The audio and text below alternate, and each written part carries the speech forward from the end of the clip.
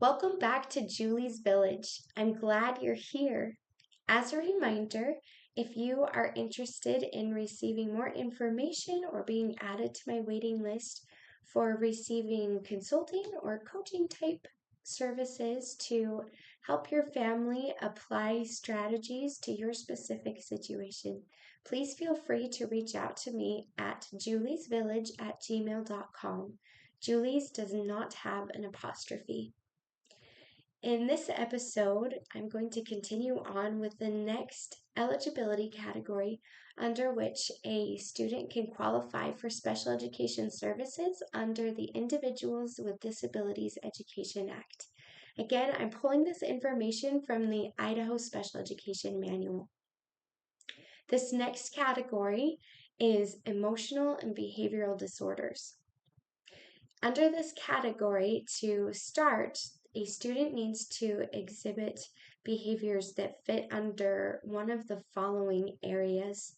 The first is an exclusionary area. It can't be the primary disability can't be due to another eligibility category such as other health impairment or autism or deaf blindness or hard of hearing or visually impaired. And right along with that, they would need to show that they struggle to build satisfactory relationships with peers or adults, or they show inappropriate behavior under normal circumstances. So their peers under the same circumstance um, they would not respond in this way. They would respond, a student who would qualify under this category would respond in a way that is outside of that typical response. They would, and another sign that you might look for is that there's just this general pervasive mood of unhappiness or depression. You might see that they develop physical symptoms or fears associated with personal or school problems. And then schizophrenia is another area that would fall under this category. All of these things need to be determined either by a school psychologist or a licensed psychologist or a psychiatrist or a physician or a certified social worker. The behaviors or the concerns need to be observable, and they would need to be observed by at least two knowledgeable people over a long period of time. And this would mean at least 6 months.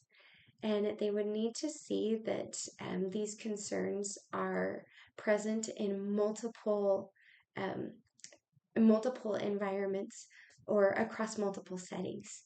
So that would be perhaps at school, at home, different places in the community. Sometimes we've looked specifically at daycare. So how are they responding to things at daycare and things at school and things at home? Right along with that, in their observations, they need to see that there is a significance in either the frequency that the behaviors occur, the duration that the behaviors last for, or the intensity of the behaviors. How disruptive are they? How much do they impact safety to the student or to others around them? So if all of this is determined that yes, at least one of those things is present, it can't be explained by something else, and the team determines that they are going to go ahead and move forward, they're going to complete a full assessment, and they're looking at a couple of things. First of all, they're looking at evidence of, okay, is there something present and how significant is it, and has it been observed across multiple areas? How long has it been going on? That information is going to be gathered, but at the same time, they're going to be looking at what is the impact for the student and for those around them. As they look at this, impact, that is going to answer that next piece. That if they can say, yes, something is present, something is going on that falls under one of these areas. As they look at that, they're going to say, okay, so then what is the impact? Is there an adverse impact? If there does seem to be something present, but there doesn't seem to be a significant adverse impact, then they wouldn't qualify for any supports at that point. But if there is an adverse impact and the team determines that they can just provide accommodations, then a 504 would be used or put into place to support the student. The team is going to look for an adverse impact, not just on educational performance or academics.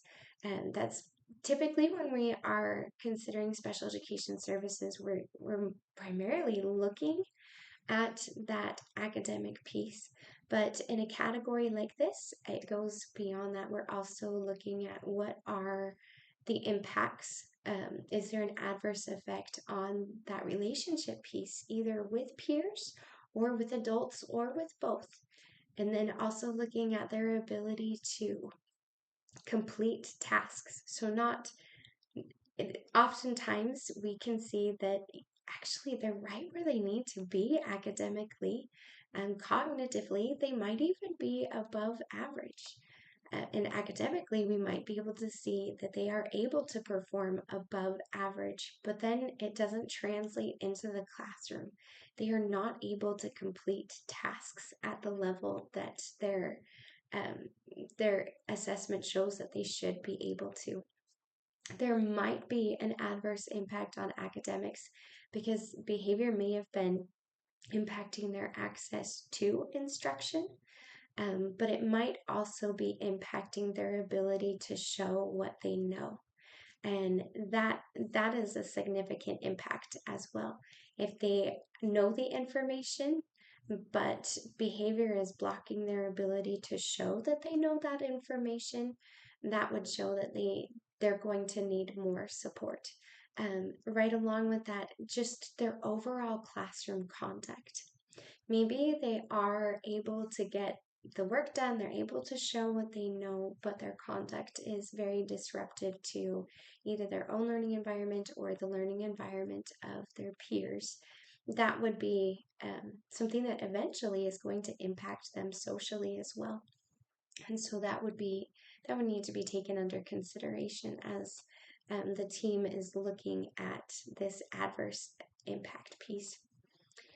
So if the team does determine that there is an adverse impact and that it cannot just be met, the needs cannot just be addressed or met by accommodations, the next piece is looking at this specifically designed instruction. Do they need specifically designed instruction? And this could apply to all areas again. It might be that they need specially designed instruction in this area of academics. Maybe they need a different way to show what they are learning that goes well beyond just making some accommodations to what is being presented to the other students. It might also be that they need some specially designed instruction in this specific area of behavior. They might need to show or might be showing that they need something that is specifically tailored to the behaviors that they are exhibiting. If that is the case, then the team would say that yes, they are eligible for special education services. I just also would like to point out here that sometimes when we think about this emotional or behavioral disorder piece, oftentimes we think about some of those external behaviors that have to do more with being disruptive, but they might also have more to do with more withdrawal or those quieter things that can fly under the radar. A team would need to keep in mind that those withdrawing behaviors might also be an indicator that there is some kind of emotional or behavioral disorder going on that's going to affect their education over time. If you have any input about students that you have seen that might be helpful to others, things maybe to be that a team should maybe be watching for, or a family should be looking for to maybe bring up to a school team, I invite you to leave that in the comments. If you have specific information on assessment pieces or anything that can help a team perhaps with this process of collecting information to determine if a student is eligible under this category, I invite you to leave that in the comments as well. If you have further questions about this category, or if you have questions or topic suggestions or people that you would like to see interviewed in future episodes, I invite you to leave that in the comments as well. If this information is helpful to you, I invite you to like, share, subscribe so that this information can become more accessible to others who might need it. And in the meantime, I will see you next time.